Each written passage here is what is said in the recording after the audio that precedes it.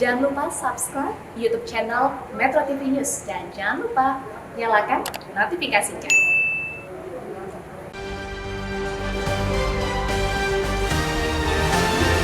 Karantina pantang jebol lagi.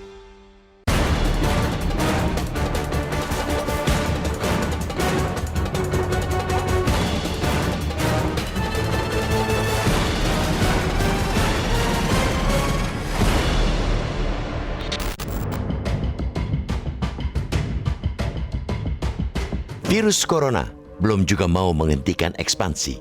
Dengan varian barunya bernama Omicron, ia terus membuat dunia hidup dalam kecemasan. Indonesia pun tak luput dari ancaman.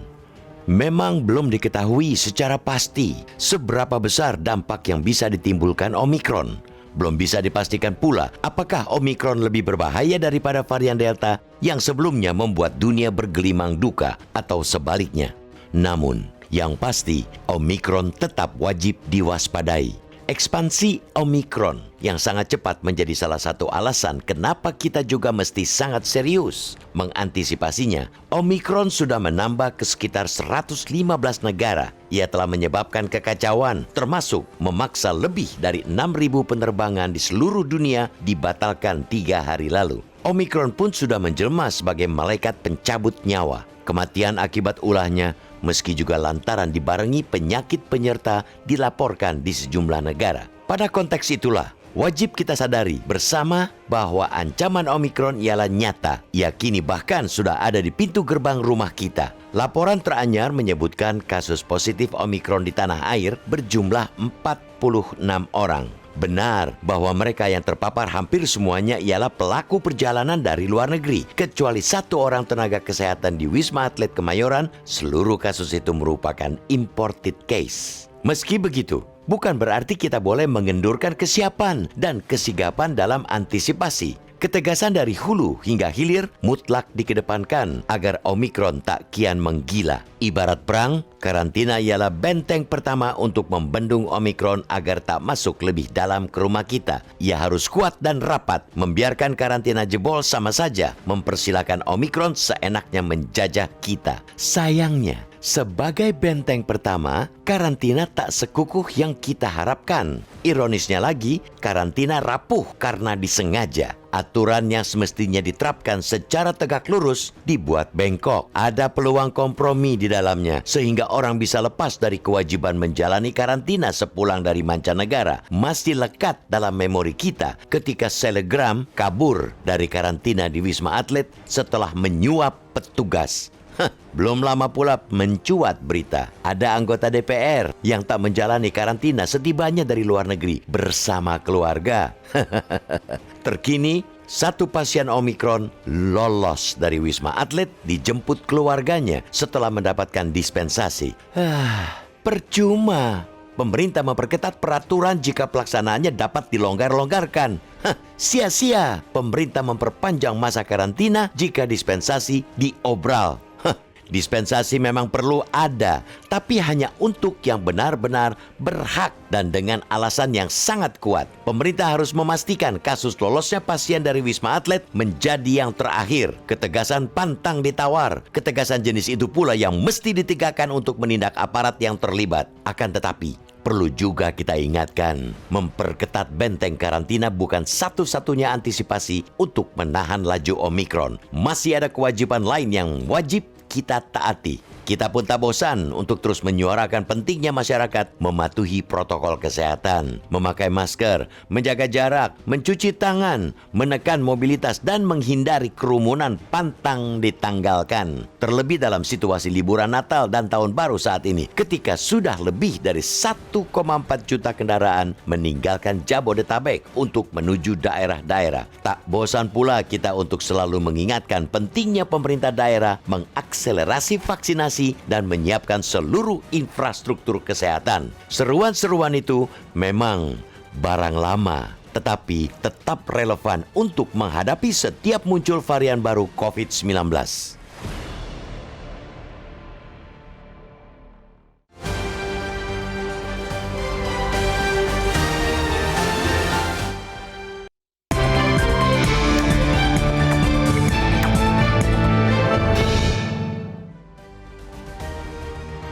Selamat pagi pemirsa, virus corona belum juga mau menghentikan ekspansi. Dengan varian barunya bernama Omicron, ia terus membuat dunia hidup dalam kecemasan. Indonesia pun tak luput dari ancaman. Inilah editorial Media Indonesia di Selasa 28 Desember 2021 dengan tema karantina pantang jebol lagi. Editorial Media Indonesia juga dapat Anda simak di MG Radio Network di frekuensi 94,7 FM di kawasan Jakarta dan sekitarnya. Para pendengar juga bisa turut berpartisipasi dan berinteraktif dalam editorial Media Indonesia. Sampaikan pendapat Anda dengan berpartisipasi melalui telepon interaktif di nomor 021 583 9900. Kami ulangi 021 583 9900. Dan pagi ini telah hadir bersama kami Ketua Dewan Redaksi Media Group Elman Saragih. Selamat pagi Bang Elman, apa kabar Bang Elman? Baik. Sehat ya? Sehat. Salam sehat untuk Bang Elman dan juga pemirsa. Hari ini saya Eva Wondo akan menemani pemirsa dalam editorial Media Indonesia. Dan sebelum kita bahas lebih jauh soal editorial Media Indonesia hari ini, Bang Elman, kita bahas dulu ada dua headline di harian Media Indonesia pada hari ini. Yang pertama, 5 daerah prioritas penerapan PPKM Mikro. Nah, ini lockdown lokal di suatu wilayah menjadi opsi ya Bang untuk mengisolasi penyebaran COVID-19 varian Omicron agar tidak meluas. Tanggapan dari Media Indonesia terkait dengan ini 5 daerah prioritas dan juga lockdown lokal di suatu wilayah yang menjadi opsi, Bang Elman. Ya, artinya ini kan PPKM mini ya. Yes. Jadi kadang-kadang kan orang pingin PPKM itu secara nasional kan gitu kan. Kan tidak semua sama kan. Ya. Jadi ada yang merah, ada yang kuning, ada dan sebagainya kan. Nah, sekarang menurut saya bagus itu kayak seperti kemarin dilakukan lockdown mikro di Wisma Atlet kan. Ya. Nah, langsung sukses kan. Nah, ini juga nanti lihat situasinya. Ya. Ya, sementara ini kan lima provinsi kan. Betul. Gitu. Jawa Barat, Jawa Tengah, Jawa Timur, Bali dan juga Lombok serta betul. Lombok Nusa Tenggara Betul. Barat, Bang Elman. Ya. Ini juga bisa menjadi antisipasi kita karena belajar dari libur Natal tahun baru tahun lalu, Bang, kasus melonjak 398%, hampir 4 kali lipat dalam 13 minggu. Apa yang harus menjadi catatan kita? Ya, kalau saya melihat cara pemerintah menangani pandemi ini di musim Natal tahun baru ini, saya lihat bagus. Jadi ledakan yang dibayangkan itu mudah-mudahan tidak terjadi kan. Amin. Nah, ini juga karena partisipasi masyarakat yang mau juga ikut ambil bagian kan gitu kan. Jadi ini pemerintah memberikan regulasi, masyarakat juga katakanlah patuhlah gitu ya. Betul. Baik Bang Elman, itu adalah headline yang pertama. Kemudian yang kedua kita bahas, Bang Elman dan juga pemirsa, sudah saatnya Indonesia perkuat industri farmasi. Ini Presiden Joko Widodo meresmikan pembangunan Rumah Sakit Internasional Bali International Hospital di Denpasar. Kemudian Presiden juga mengemukakan pentingnya Indonesia memperkuat industri farmasi dan alat kesehatan. Mengapa demikian, Bang Elman? Ya, karena memang kalau kita lihat, terutama pengalaman yang terbaru ya, soal COVID ini kan, kita kan panik kan, karena apapun tidak bisa kita hasilkan di negeri ini kan, semua kita import.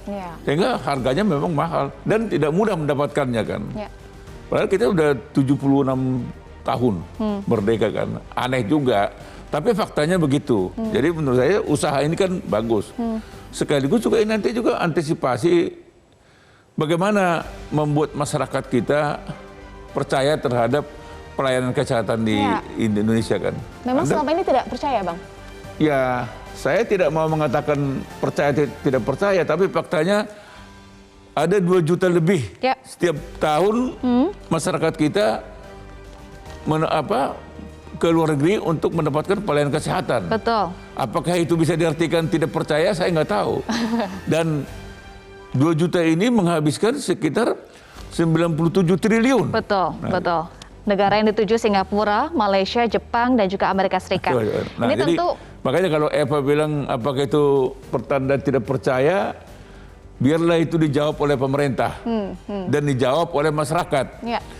Tapi kalau percaya, menurut saya nggak sampai 2 juta lah ke luar negeri kan. Kalau ada yang 100 ribu, 200 ribu, masuk akal. Ini 2 juta loh.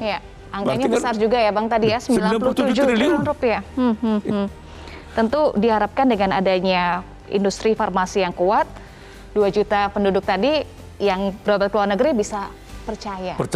Dan dia akan mau meminta pelayanan kesehatan di. Jadi kalau kayak seperti di Medan, mereka bilang ya kalau influenza bolehlah di Medan kan. Tapi kalau sudah lebih dari itu dia ke Pineng. Gitu. Itu kalau di Sumatera Utara, dia hanya mau pelayanan di Sumatera Utara itu kalau pilek-pilek aja. Influenza gitu ya. Yang ringan-ringan ya. Ya ringan-ringan. Lebih dari itu Pineng. Harga lebih murah katanya. Oke, menarik, nanti kita simak ya Bang bagaimana betul-betul industri farmasi di Indonesia betul-betul kuat. Baik, kita bahas Bang Elman untuk editorial Media Indonesia hari ini. Karantina pantang jebol lagi, sudah 3 kali Bang Elman, selebgram, kemudian anggota DPR, dan juga terakhir, semoga terakhir ya, 1 pasien di Wisma Atlet. Tanggapan Bang Elman dan juga editorial Media Indonesia nih Bang? Ya, ini kan lagi-lagi kita dihadapkan kepada sebetulnya soal apa pemahaman tentang karantina kan. Apa pemahaman kita tentang pandemi ini kan. Jadi pandemi ini kan tidak bisa dimain-mainkan kan. Betul. Artinya apa? Dispensasi itu mestinya tidak boleh diobral kan. Siapapun dia, pokoknya harus masuk karantina. Karena Omikron itu ataupun virus COVID ini dia tidak mengenal pejabat loh. Tidak berarti kalau udah pejabat atau misalnya selebritis itu tidak mempan dengan ini. Nah, Anda bisa bayangkan kan? Karena ada dispensasi, lalu ada orang yang sudah mengidap Omikron bebas. Kita nggak bisa bayangkan. Betul. Apakah orang ini sempat bersentuhan dengan siapa? Dan bagaimana pengawasannya di luar Jakarta, kita nggak tahu. Baik, kita akan bahas lebih jauh terkait dengan editorial Media Indonesia di Selasa 28 Desember 2021. Karantina pantang jebol lagi.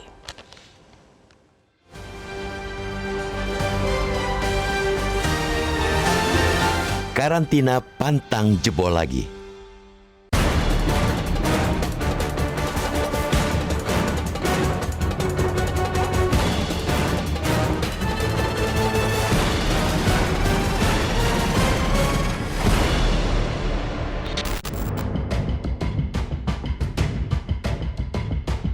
Virus corona belum juga mau menghentikan ekspansi. Dengan varian barunya bernama Omikron, ia terus membuat dunia hidup dalam kecemasan. Indonesia pun tak luput dari ancaman. Memang belum diketahui secara pasti seberapa besar dampak yang bisa ditimbulkan Omikron. Belum bisa dipastikan pula apakah Omikron lebih berbahaya daripada varian Delta yang sebelumnya membuat dunia bergelimang duka atau sebaliknya. Namun, yang pasti, Omikron tetap wajib diwaspadai. Ekspansi Omikron yang sangat cepat menjadi salah satu alasan kenapa kita juga mesti sangat serius mengantisipasinya. Omikron sudah menambah ke sekitar 115 negara. Ia telah menyebabkan kekacauan, termasuk memaksa lebih dari 6.000 penerbangan di seluruh dunia dibatalkan 3 hari lalu. Omikron pun sudah menjelma sebagai malaikat pencabut nyawa. Kematian akibat ulahnya meski juga lantaran dibarengi penyakit penyerta dilaporkan di sejumlah negara. Pada konteks itulah, wajib kita sadari bersama bahwa ancaman Omikron ialah nyata. Ia kini bahkan sudah ada di pintu gerbang rumah kita. Laporan teranyar menyebutkan kasus positif Omikron di tanah air berjumlah 46 orang. Benar bahwa mereka yang terpapar hampir semuanya ialah pelaku perjalanan dari luar negeri. Kecuali 1 orang tenaga kesehatan di Wisma Atlet Kemayoran, seluruh kasus itu merupakan imported case. Meski begitu, bukan berarti kita boleh mengendurkan kesiapan dan kesigapan dalam antisipasi. Ketegasan dari hulu hingga hilir mutlak dikedepankan agar Omikron tak kian menggila. Ibarat perang, karantina ialah benteng pertama untuk membendung Omikron agar tak masuk lebih dalam ke rumah kita. Ia harus kuat dan rapat. Membiarkan karantina jebol sama saja mempersilakan Omikron seenaknya menjajah kita. Sayangnya, Sebagai benteng pertama, karantina tak sekukuh yang kita harapkan. Ironisnya lagi, karantina rapuh karena disengaja. Aturan yang semestinya diterapkan secara tegak lurus dibuat bengkok. Ada peluang kompromi di dalamnya sehingga orang bisa lepas dari kewajiban menjalani karantina sepulang dari mancanegara. Masih lekat dalam memori kita ketika selegram kabur dari karantina di Wisma Atlet setelah menyuap petugas. Belum lama pula mencuat berita ada anggota DPR yang tak menjalani karantina setibanya dari luar negeri bersama keluarga. Terkini, satu pasien Omikron lolos dari Wisma Atlet dijemput keluarganya setelah mendapatkan dispensasi. Percuma. Pemerintah memperketat peraturan jika pelaksanaannya dapat dilonggar-longgarkan. Sia-sia pemerintah memperpanjang masa karantina jika dispensasi diobral. Dispensasi memang perlu ada, tapi hanya untuk yang benar-benar berhak dan dengan alasan yang sangat kuat. Pemerintah harus memastikan kasus lolosnya pasien dari Wisma Atlet menjadi yang terakhir. Ketegasan pantang ditawar. Ketegasan jenis itu pula yang mesti ditegakkan untuk menindak aparat yang terlibat. Akan tetapi, perlu juga kita ingatkan, memperketat benteng karantina bukan satu-satunya antisipasi untuk menahan laju Omikron. Masih ada kewajiban lain yang wajib kita taati. Kita pun tak bosan untuk terus menyuarakan pentingnya masyarakat mematuhi protokol kesehatan, memakai masker, menjaga jarak, mencuci tangan, menekan mobilitas dan menghindari kerumunan pantang ditanggalkan. Terlebih dalam situasi liburan Natal dan Tahun Baru saat ini, ketika sudah lebih dari 1,4 juta kendaraan meninggalkan Jabodetabek untuk menuju daerah-daerah. Tak bosan pula kita untuk selalu mengingatkan pentingnya pemerintah daerah mengakselerasi vaksinasi dan menyiapkan seluruh infrastruktur kesehatan. Seruan-seruan itu memang barang lama, tetapi tetap relevan untuk menghadapi setiap muncul varian baru COVID-19.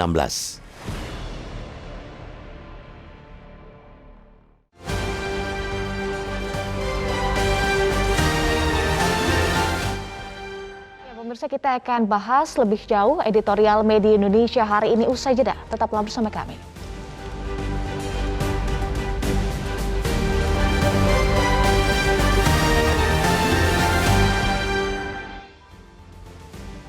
Pemirsa, terima kasih Anda masih bersama kami di editorial Media Indonesia.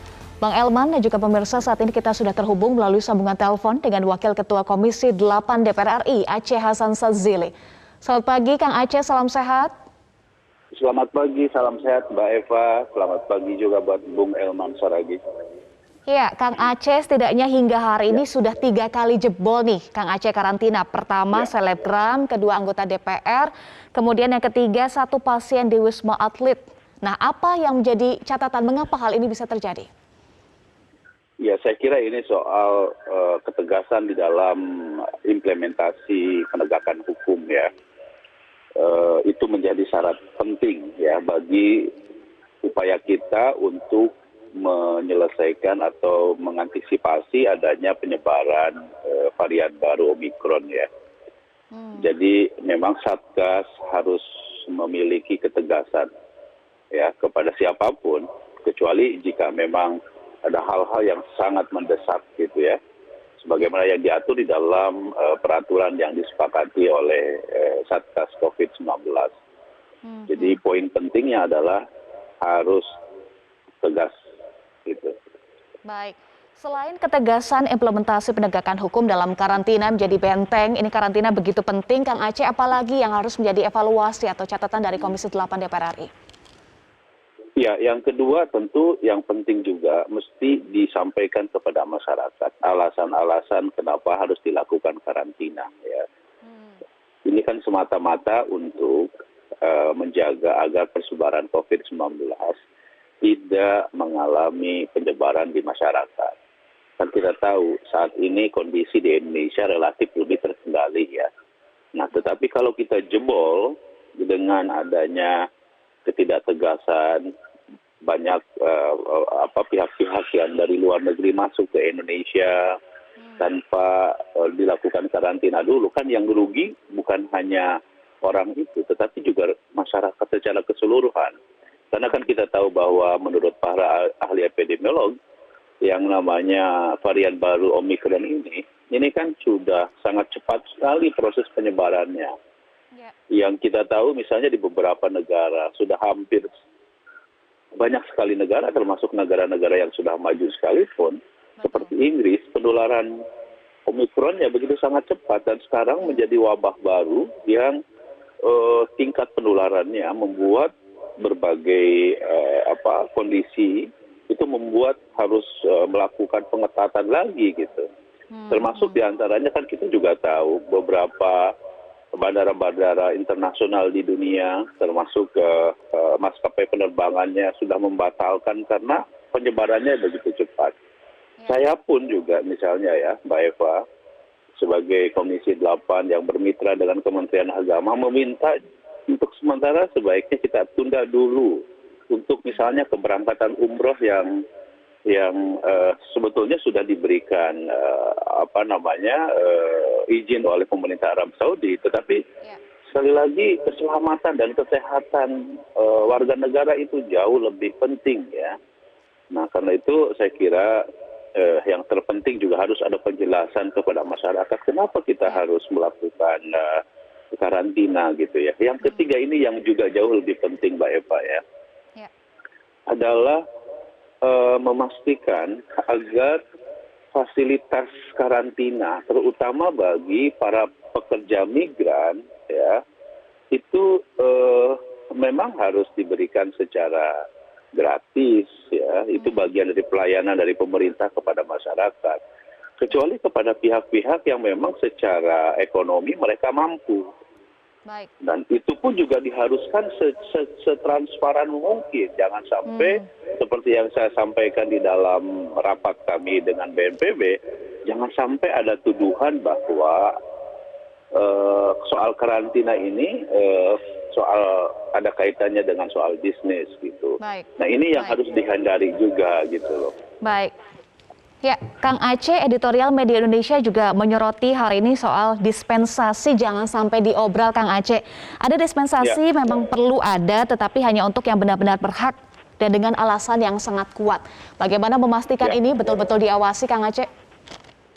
Iya, dispensasi tentu saya kira penting ya, misalnya kepada pejabat tinggi negara lain ya, yang misalnya akan menghadiri acara G20 begitu ya. Tentu itu pun juga harus dilakukan dengan pengawasan yang sangat ketat gitu.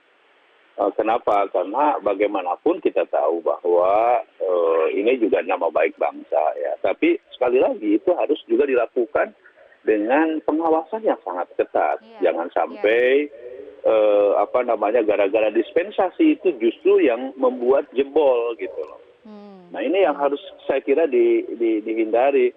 Apalagi kalau misalnya dispensasinya itu diberikan kepada para pejabat luar negeri gitu ya, bisa setingkat presiden, setingkat menteri. Tapi mereka juga harus dipastikan bahwa betul-betul tidak mengalami penularan gitu. Kalau terjadi penularan malah itulah yang bisa menimbulkan penularan pada pada orang atau pejabat-pejabat kita juga, nanti itu yang berbahaya juga gitu. Baik. Nah jadi oleh karena itu menurut kami ya dispensasi pun juga harus diberikan seketat mungkin, ya jangan sampai kemudian diobral ya gitu. Baik. Baik, terima kasih Wakil Ketua Komisi 8 DPR RI Aceh Hasan Sazili sudah bergabung bersama kami di editorial Media Indonesia. Salam sehat Kang Aceh.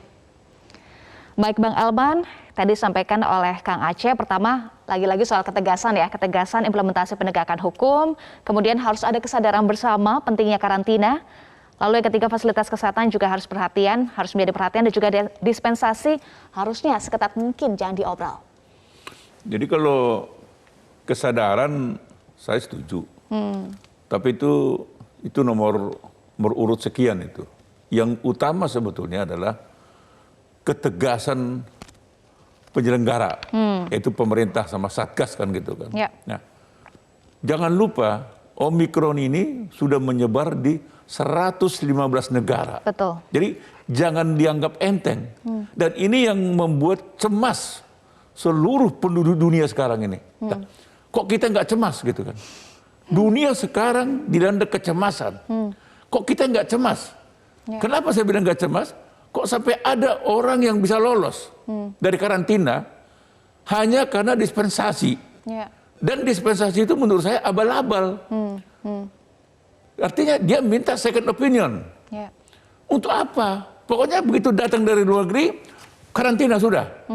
Nggak perlu lagi second opinion. Karantina 10 hari, 14 hari, sudah. Kita kan nggak tahu. Nah ini buktinya, begitu diloloskan, katanya di second opinion negatif katanya. Ternyata sudah terpapar virus Omikron. Nah, Mbak Eva bisa bayangkan. Nah, menurut saya yang memberikan dispensasi yang terakhir ini harus ditindak.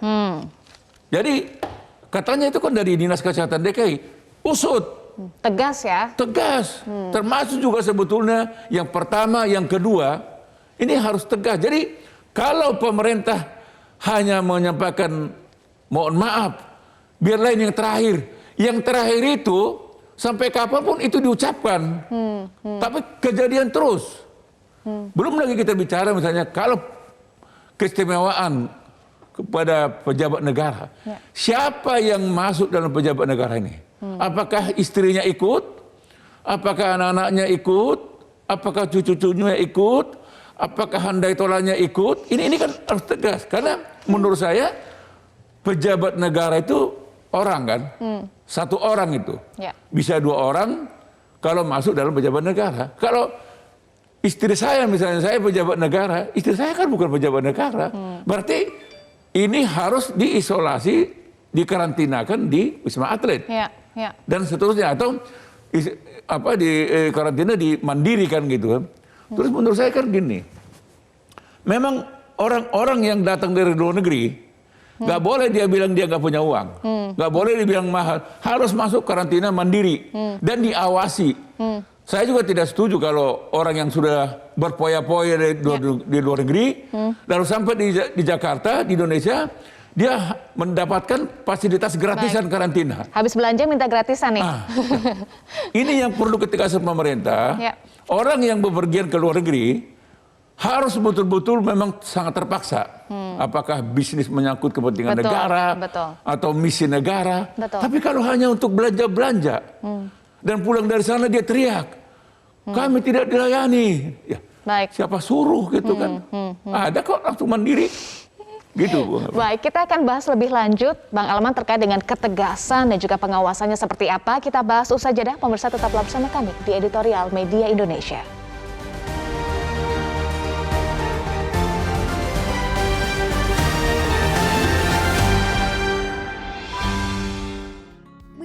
Indonesia mengajak Anda untuk mengakses fitur premium e-paper. Dengan sajian konten berbasis intelektual dan meneguhkan kebangsaan, Media Indonesia tampil dengan lebih dinamis melalui e-paper Media Indonesia yang dapat Anda akses kapan saja, di mana saja. Caranya mudah, download aplikasi Media Indonesia di Android atau ketik link e-paper.mediaindonesia.com atau bisa scan QR Code pada layar kaca Anda. Klik tab e-paper di bagian samping layar tablet Anda, daftarkan data diri, serta pilih paket perlangganan e-paper Media Indonesia sesuai dengan kebutuhan Anda. Nikmati juga bonus spesial tambahan 4 halaman rubrik fokus setiap hari. Semua bisa Anda dapatkan hanya di e-paper Media Indonesia. Untuk informasi lebih lanjut, hubungi customer service di nomor 0811 1201 2018 atau kunjungi media sosial @mediaindonesia. Media Indonesia, referensi bangsa.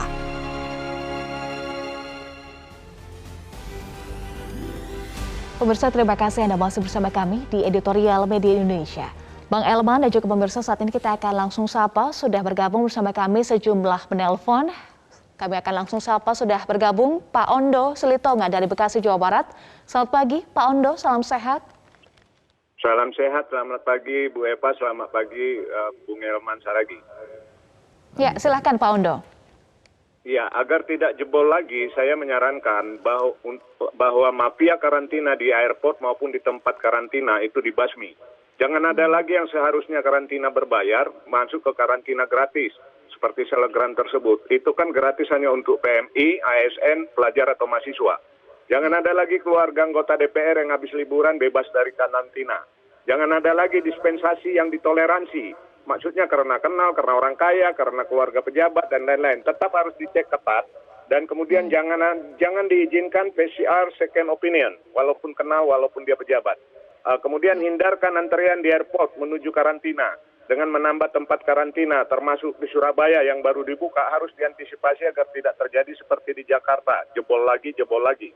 Terakhir, untuk yang sudah jebol itu, yang sudah keluar itu, tracing harus diketat, diteruskan, dicari tahu itu kemana saja itu orang. Hendaknya dengan ketentuan-ketentuan yang ada itu diatur, dilaksanakan dengan tepat. Berapa Metro yang telah membahas masalah Omikron berulang-ulang. Terima kasih. Baik, terima kasih Pak Ondo Slutonga dari Bekasi, Jawa Barat. Kita ke Pak Vence di Manado, Sulawesi Utara. Selamat pagi Pak Vence, salam sehat. Pak Vence. Baik, kita ke Pak John Veto di Batam, Kepulauan Riau. Selamat pagi Pak John Veto, salam sehat. Selamat pagi Mbak Eva, selamat pagi Bang Aiman Saragi ya. Ya, silakan Inilah Pak John. apresiasi dulu.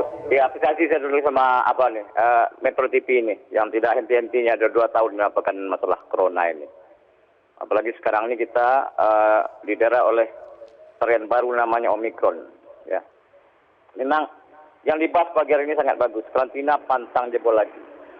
Nah, artinya kita nih, Bang Elman, kita tidak nak belajar, Bang Elman.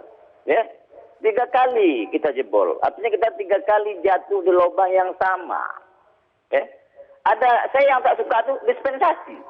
Memangnya ini jalan, Bang Man. Jalan yang kelas 4 dijadikan tuh kelas 6 kan bisa roda 4 bisa lewat roda 6 itu dispensasi namanya. Kalau ini virus, ya, tidak ada dispensasi di virus ini.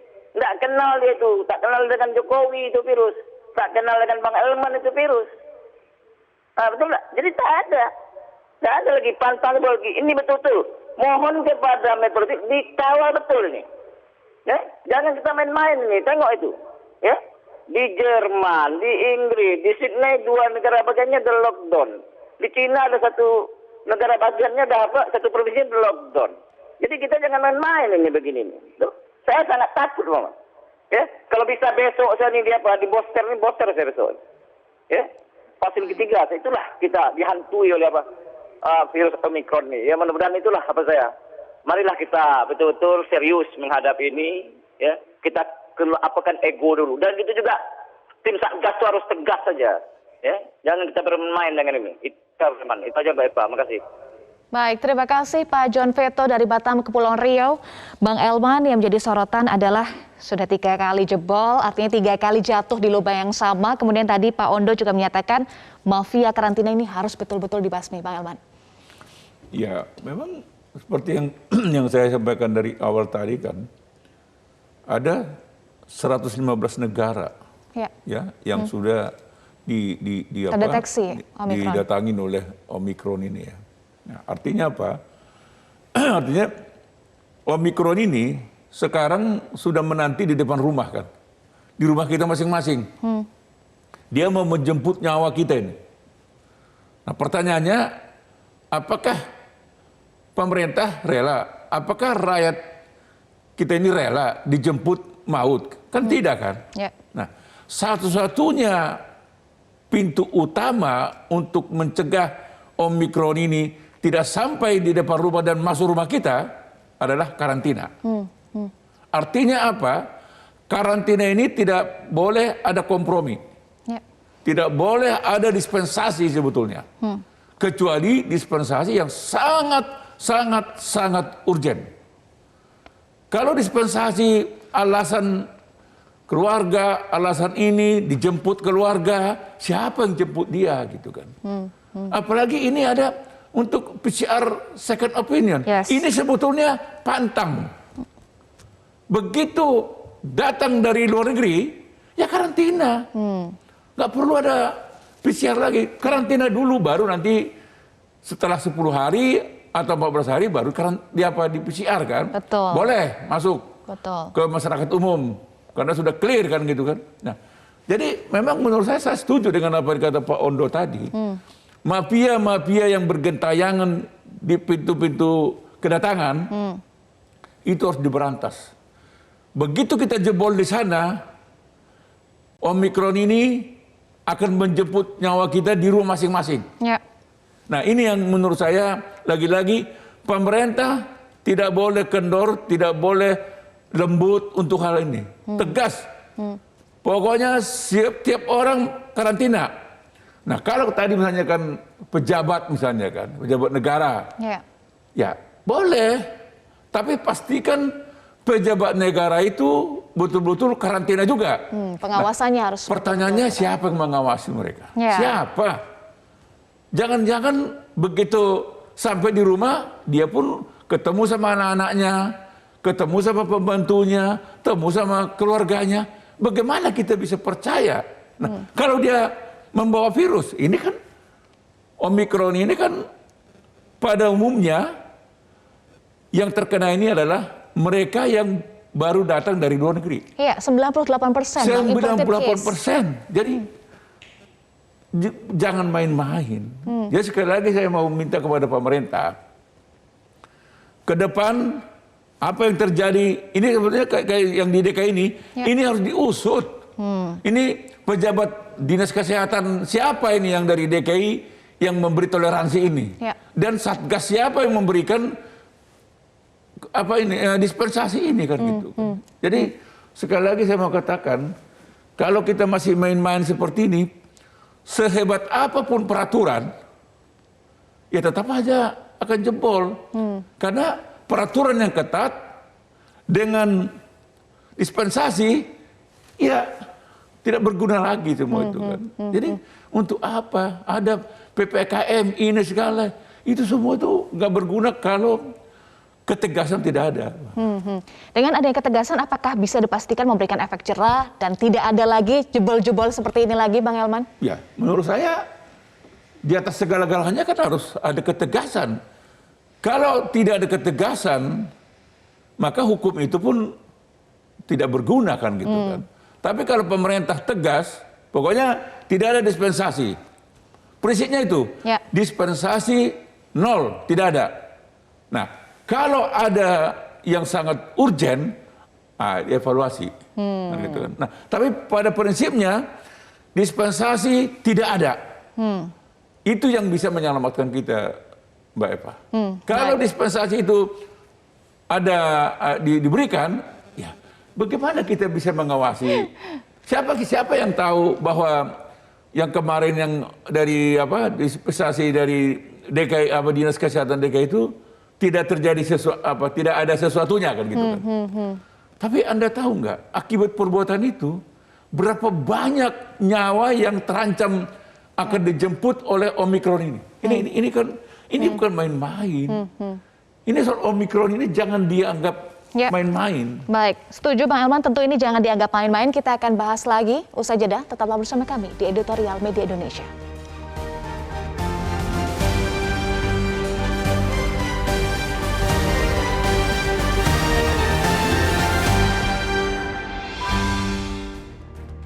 Pemirsa, Anda kembali di Editorial Media Indonesia. Bang Elman, sebelum jeda, Bang Elman sampaikan dispensasi nol aja. Jadi bukan diskon, tapi harus nol. Ya, jadi artinya kan gini, pada dasarnya tidak boleh ada dispensasi dalam soal karantina ini. Pada dasarnya ya. Pada dasarnya. Artinya apa? Kalau ada sesuatu yang sangat urgen, itu kan mudah kita melihatnya kan. Jadi yang menganggap ini urgen juga tidak boleh sembarang orang. Jadi harus ada badan yang atau lembaga atau otoritas siapa ini kan gitu kan. Kalau misalnya tiba-tiba keluarkan dispensasi lalu orang ini bisa keluar, nah itu kan pintu masuk lagi kan. Pintu masuk untuk yang lain.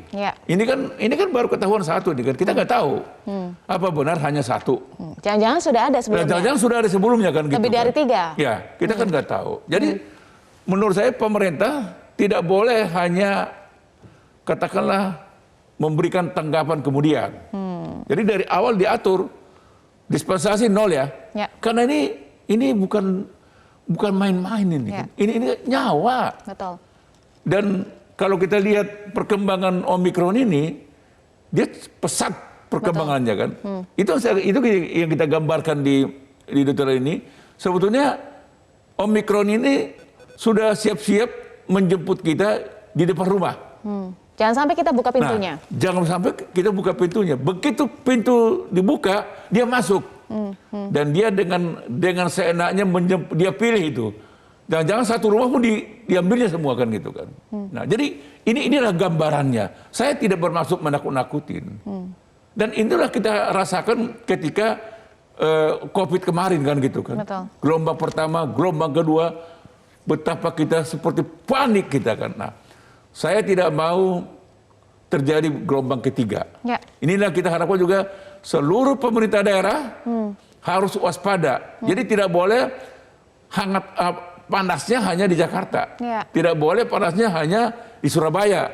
Pintu masuknya kan gitu kan. Tapi seluruh pemerintah daerah harus waspada Betul. terhadap Omikron ini. Ya. Jangan karena ini berasal dari mereka yang baru datang dari luar negeri, lalu kita merasa aman. Tidak. Di mal-mal tetap diperketat. Ya. Jadi jangan ada yang kendor. Mal, hotel, tempat-tempat hiburan. Jadi diperketat. Sekarang ini kan kemarin-kemarin saya lihat sedikit mulai kendor. Saya masuk ke satu mal, tinggal kita bilang, pagi Pak, atau siang Pak, gitu kan. Tidak scan Peduli Lindungi.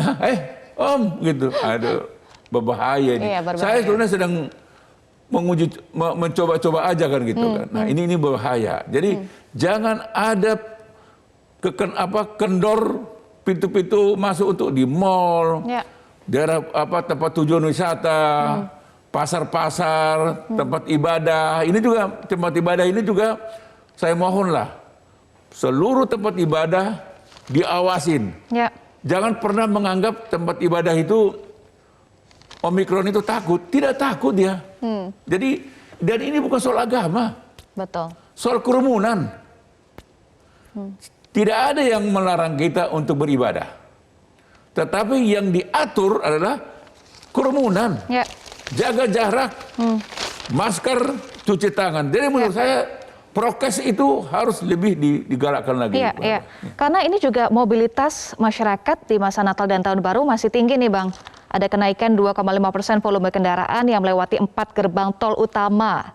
Kemudian 5,6% volume kendaraan yang memasuki Jakarta di 4 gerbang tol utama. Ini menunjukkan kalau mobilitas masyarakat masih tinggi dan tadi Bang Elmas sampaikan kerumunan ini menjadi faktor utama ya.